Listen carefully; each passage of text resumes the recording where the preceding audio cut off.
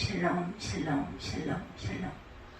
하나님 사랑합니다. 여러분 주 안에서 사랑합니다. 사무엘하 10장 말씀 한번 다시 더 봅니다.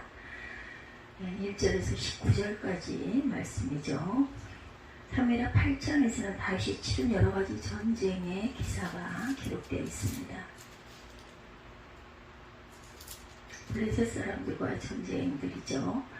오늘 본문의 내용은 8장 12절에 언급한 암몬과의 싸움에 대해서 구체적으로 그 이유와 내용과 결과가 기록되어 있어요.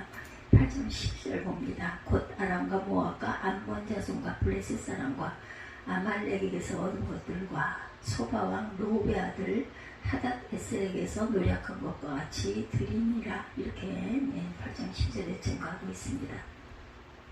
특별히 암몬과의 싸움만이 자세히 묘사되어 있는 것은 사무엘하 9장에 나타난 다윗이 무비보셋에게 베푼 은총과 대조를 이루기 때문이라는 것이죠.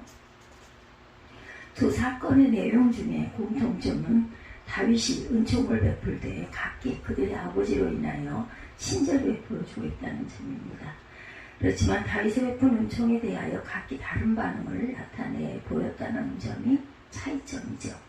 다윗이 이전에 요나단의 도움을 받고 그것에 대한 보답으로 장애가 생긴 아버지의 토지나 재물도 다 빼앗기고 집도절도 없이 남의 집에 붙여서 그 종이죠. 살아가고 있는 시바 무비보셋에게 하나님의 은총을 베풀었을 때 그의 반응은 감사와 기쁨으로 겸허하게 받아들였던 것이죠.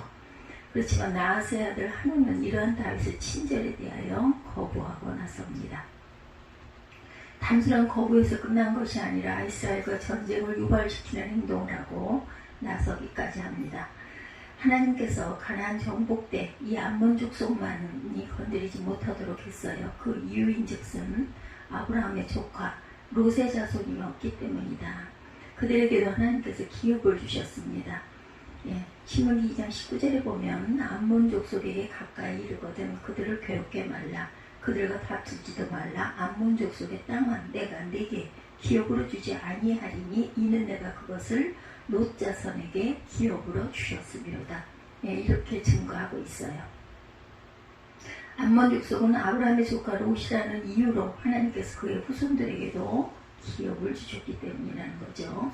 그렇지만 이들은 다윗의 호의에 대하여 정치적인 그 시각으로 해석해서 다윗이 보낸 주문 사절단을 자기네 나라를 정탐하기 위해서 위장한 자로 생각하고 그들의 수염 절반을 깎고 의복의 중동 몰기까지 잘라버리기까지 했어요. 당시 정황으로 볼 때 이러한 행동은 아주 수치스러운 그러한 거짓이었죠. 왜냐하면 중동 지방에서 남자들의 수염이란 자유인이라는 표시를 하고 있었기 때문이에요. 수염이 잘려졌다는 것은 신분상 그는 노예다 이런 증거입니다. 그리고 당시에는 제사장만의 속옷을 입는 상황에서 속옷이 없는 사신들의 겉옷으로 엉덩이 중간까지 자른다는 것은 아주 모욕적인 그러한 행위였음을 짐작케 합니다. 그야말로 평화의 손길을 보내온 다윗에게 한우는 전쟁을 유발시키는 행동을 했던 거죠. 그것을 알고 있었고 자기가 이렇게 하면 다윗이 어떻게 나올 것이라는 것을 예상하고 주변에 있는 아람 군사들을 고용해서 전쟁을 시작합니다. 10장 6절에 보면 사무엘아 암몬 자손이 자기가 다윗에게 미움이 된 줄 알고 사람을 보내어 베트롬 사람, 아람 사람과 소바 아람 사람의 보병 이만과 마가 왕과 그 사람 1,000명과 돕사람 1만 2,000명을 고용했다 이렇게 증거해요. 이렇게 거부된 다윗의 은총에 대한 결과는 전쟁과 죽음뿐이었습니다. 10장 18절에 보면 아람 사람들이 이스라엘 사람 앞에서 도망한지라 다윗이 아람 병과 7,000병과 그 사람과 마병 4만을 죽이고 그 군대 장관 소박을 침해 거기서 죽으니라. 10장 18절에 그렇게 기록되어 있어요. 아람 사람 이스라엘 앞에서 도망한지라 다윗이 아람 병거 7,000대와 마병 4만 명을 죽이고 군사령관 소박을 침해 거기서 죽으니라. 성경의 여러 곳에서 하나님의 은총을 거부한 사실이 드러나고 있습니다. 그 좋은 예를 들어본다면 먼저 이스라엘 전체가 하나님의 은총을 거부하고 나서죠. 이것을 보여주는 것이 바로 구약성경입니다. 신약성경은 이를 뒷받침해주는 증거를 하고 있어요. 바울은 로마서 9장에서 한 가지 큰 근심이 있었어요. 그것은 예수 그리스도를 만나고 난 후에 그가 복음 안에서 살아갈 때 복음 반대편에 서 있는 자들이 다름 아닌 자기 동족이라는 사실에 부딪히게 되죠. 그래서 그런 내 자신이 저주를 받아 그리스도에게서 끊어진다 할지라도 내 형제, 내 동족, 고립의 친척이 구원받기를 바라고 기도하고 있습니다. 그는 그것이 소용없음을 그러나 깨닫습니다. 이스라엘에게는 하나님의 양자됨과 영광과 언약과 율법과 예배와 약속이 있음에도 불구하고 그들은 엄청난 축복을 차버렸다라는 거죠. 따라서 아브라함의 자손이 되는 것은 혈통을 타고 태어났다고 해서 되어지는 것도 아니고 인간이 원한다고 해서 되는 것은 더더욱 아니고 오직 하나님의 뜻대로 택하심을 따라 되어지고 부르시는 대로 말미암아 된다라는 것, 부르시는 이로 말미암아 된다는 것을 피력하고 있습니다. 예수님 당시 유대인들은 그 이방인들도 마찬가지로 예수 그리스도를 십자가에 못 박아 죽였어요. 이것은 인류 전체가 주님의 은총을 거부한 증거입니다. 예수님의 천국 비유 가운데 누가복음 14장에 어떤 사람이 큰 잔치를 배설하고 손님들을 청한 사실이 나타나요. 수많은 사람들이 초청을 받습니다.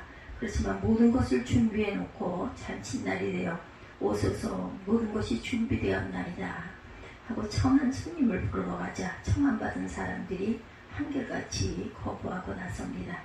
나는 밭을 샀고 나는 소를 샀고 나는 장가를 갔으니 바빠서 거기 가야 되기 때문에 가지 못하겠다. 그래서 주인은 화를 내면서 종들에게 빨리 시내 거리와 골목으로 가서 가난한 자들, 저는 자들, 소경들 이런 사람들을 데려다가 이 잔치석을 채우라 말하죠.